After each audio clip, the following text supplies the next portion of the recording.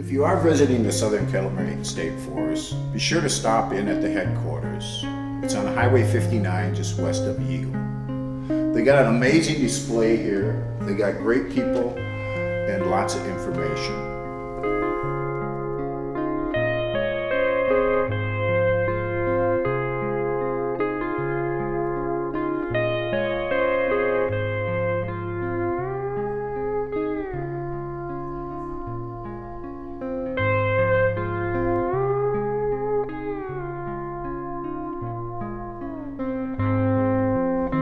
This afternoon, we're visiting Brian Lemke, the manager of the Southern California State Forest.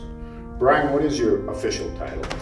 Chuck, my title is the superintendent of the California State Forest, but in addition to the southern unit, I'm also the superintendent for the Lapin Peak unit, the California State Forest, the Moguanago River unit of the California State Forest, and the eastern portion of the Glacial Drumlin Trail. You're a very busy man. I know you're in charge of over 22,000 acres, hiking trails, mountain bike trails, horse trails, at least 4 campgrounds I know of, hunting, fishing, and my guess, a lot of things I'm not even aware of. You must have a pretty large staff to accomplish this. It's not as large as you think. Right now we have myself and the deputy superintendent, we have a park manager, and we have 4 full-time rangers and 2 full-time maintenance staff. And currently it's the later end of the season. We've had a couple people already leave part-time that are going back to college, but we have about 10 other staff that work part-time for us. But with those 10 staff, they're not all working 40 hours a week. I think right now there's 4 that are working 40 hours a week, and then a few work a little less than that. Okay.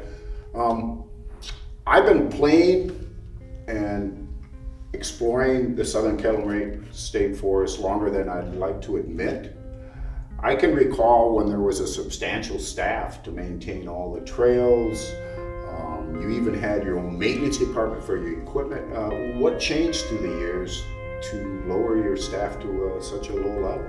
Yeah, so budget funding is always an issue, not just with Wisconsin state parks, but at all the state parks throughout most of the country.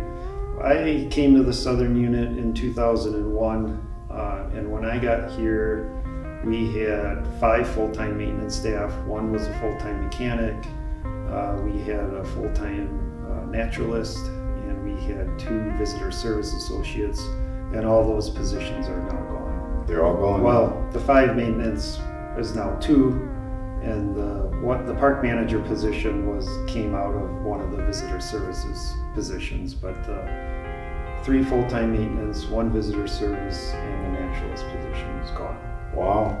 And also when I started, we had a team of probably 20 LTEs throughout the summer. So what we carry now with staffing is we have a bigger budget than when we started, but in the last few years our wages have had to keep up with the times.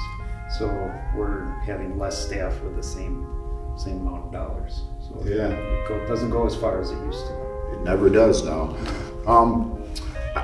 Most riders that I run to think that the trail pass they buy to ride the mountain bike trails goes strictly to the mountain bike trails, and my understanding it does not. Is that correct?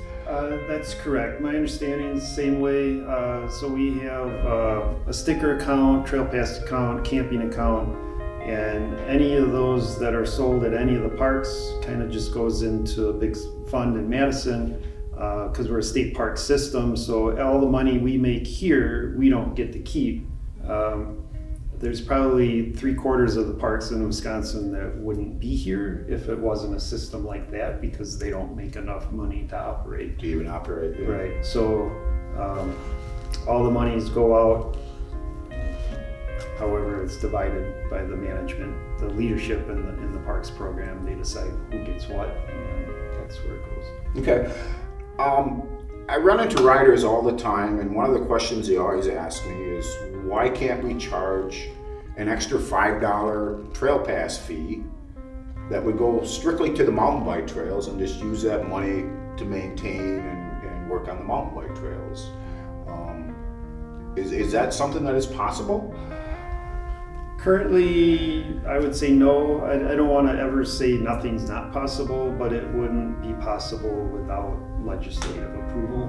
All of our fees are set by the legislature, so anytime we want a park sticker fee or a camping fee, we have to get the approval from the legislature. Okay.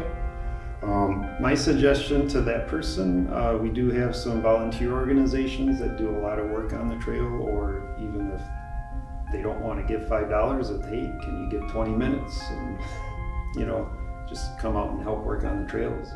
Yes, and we do a have long way that way too. So, I don't know if you're aware of this study. It was done back in 1996 by the Wisconsin Department of Natural Resources. And the study was performed for building the mountain bike trails and maintaining the trails. And back in 1996, they figured it would take 2 bike trail technicians full-time from April 15th through November 15th, materials, ATV, and support equipment. They figured the total cost for that for 1 year would be about $45,000, and this is in 1996. So it does take a lot of money to maintain and keep these trails safe. It's too bad there wasn't a way to get more money to these trail systems. And I guess that's one reason we're doing this video, is to make the public aware that the parks really cannot exist without your help. Yeah, and when you showed me that, I have seen that. It's been a very long time since I've seen that, and it would be nice if we had those dedicated positions here at the forest, but I think those are all recommendations that had good intentions, but just there was no money to staff them, so nothing came of them. Well, thanks, Brian, for your time. Yeah, no problem. Is there anything else you would like to let the public know about the state parks here? No, just come on out, Southern Unit. We're open every day from 6 a.m. to 11 p.m. Like Chuck said, we have mountain bike trails, hiking trails, campgrounds, lakes, fishing opportunities, kayak rentals.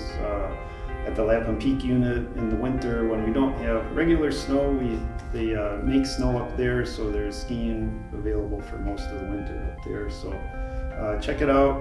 Lots of opportunities out here. Hope to see you soon. Thanks, Brian. I appreciate it. One final note, I just want to tell a little story about Brian. I met Brian probably 5-6 years ago when I was really involved with the trails. And one day we were out doing some brushing. We needed a DNR mower. So we called Brian. I believe you were a ranger back then. And he showed up in his own personal truck. And I don't know if you've ever driven through the Kettle Moraine State Forest with a vehicle, but I bet you still got some scratches in that truck. So I really appreciate that day. So, No problem. all right.